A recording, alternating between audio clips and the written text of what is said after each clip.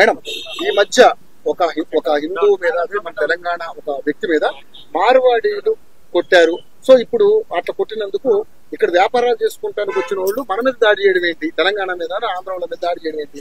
So go back Marwadi, go back Rajasthani, ఇది వాళ్ళు మాట్లాడేది. సో దీన్ని ఏ విధంగా చూస్తారు మేడం? ఫస్ట్ ఆఫ్ ఆల్ ఒక వ్యక్తి మార్వాడి అనే ఒక వ్యక్తి ఒక తెలుగు తెలంగాణ వ్యక్తిని కొట్టాడు. ఈ విషయాన్ని కనుక మనం పట్టుకొని భూతద్దంలో కనుక చూడవలసి వస్తే ఎంఐఎం పార్టీ దుండగులు ఎంత మందిని కొట్టి హింసించి చంపి దిక్కు దివాణా లేకుండా పడేశారు.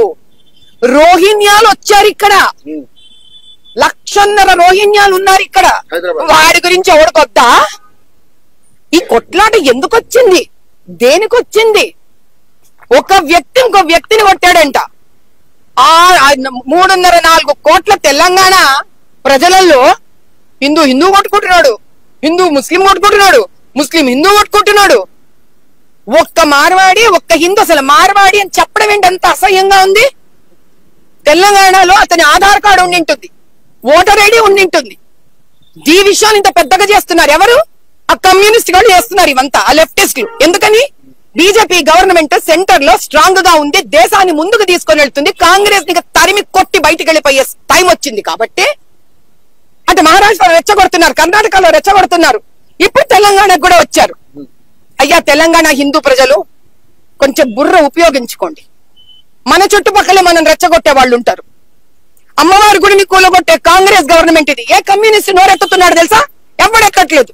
ఏ లెఫ్టిస్ట్ నోరెత్తుతున్నాడు? ఎవరు నోరెత్తట్లేదు. ఈ రోజు నేను పోరాడితే నా హిందూ ధర్మ పోరాటాన్ని కూడా వీళ్ళు రాజకీయ రంగు రుబ్బుతున్నారు దీనికి. ఆ తెలంగాణ శ్యామ్ అంట ఏమంటున్నాడు? నీ దగ్గర 1 ఎకరం ఉంటే ఇయ్యి అంటున్నాడు. నా దగ్గర ఎకరం ఉండే ఇచ్చే ముందు నువ్వు ఇక్కడికి వచ్చి అమ్మవారి గుడి దగ్గర దెబ్బలు తినిపో. నువ్వు ఫస్ట్ తెలంగాణ ప్రజలు బతుకమ్మ చేసుకున్న ఆడవాళ్ళని భయంకర నాశనం చేస్తే అటువంటి రజాకార్కి చేతులు కలిపిన కాంగ్రెస్ తొత్తులు ఉన్నారు ఇక్కడ. వాళ్ళ గురించి మాట్లాడే ధైర్యం ఇది కమ్యూనిస్ట్ లెఫ్టిస్ట్ వాళ్ళకి? కలిసి మెలిసిన భారతదేశాన్ని విడగొట్టే ప్రయత్నం చేస్తారా? దేశం నుంచి తరిమి కొడతాం. ధైర్యం ఉంటే రోహింగ్యాల గురించి మాట్లాడండి. తెలుసా? ర్యాపిడోలు గీపిడోలు పేరు మీద రోహింగ్యాస్ ఎంతమంది ఆడకూతులను నాశనం చేస్తున్నారో తెలుసారా మీకు? అది మాట్లాడే ధైర్యం దమ్ము లేదు కానీ మీకు. ఈ రోజు పురాణ బస్తీలో హిందువులు కూడా ధైర్యంగా ఉన్నారంటే వీళ్ళతో వాటి కలిసి పోరాడుతున్న మార్వాడీల వల్ల కూడా. ఎంతమంది గుజరాతీలు, ఎంతమంది బిహారీలు, ఎంతమంది మార్వాడీలు అక్కడ ఉన్న తెలంగాణ హిందువులతో కలిసి ఉన్నందుకే ఇప్పటికీ చార్మినార్లోని కొన్ని గల్లీలు మనం ధైర్యంగా తిరగలుగుతున్నాం. ఇది తెలుసుకోవడం మీకు తెలీదా? మీకు తెలీదా ఈ నిజాలు? ఆడపిల్లలు కొన్ని గల్లీలు దాటి పోలేరు. బహదూర్పురా వెళ్ళి చూడండి, ఎన్ని ముస్లింస్ ఉన్నారంటే చీకటి అయిన తర్వాత స్ట్రీట్ లైట్స్ ఉండవు ఆడపిల్లలకి వెళ్ళడానికి.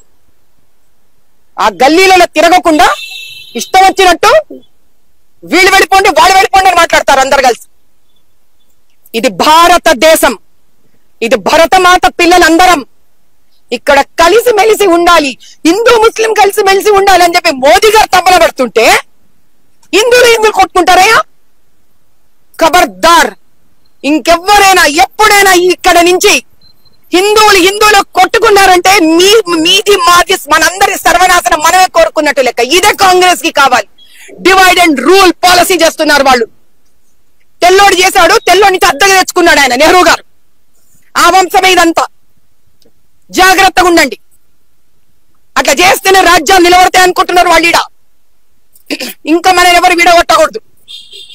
అందరం కలిసిమెలిసి ఉంటాం, ఇక్కడే ఉంటాం.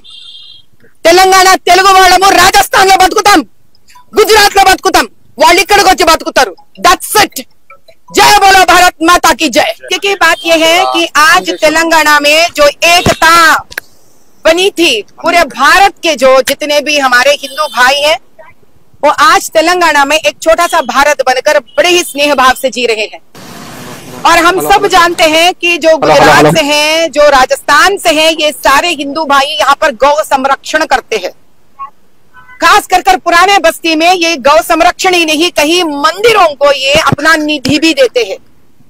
और ये हमारे हिंदू भाई वो हैं जो उत्तर भारत से आए हुए हैं, जो माता रानी का जो इतने बड़े बड़े त्योहार होते हैं, साल भर में कई लोग इकट्ठा मिलकर करते हैं, और ये सब श्रेय जाता है भाजपा को।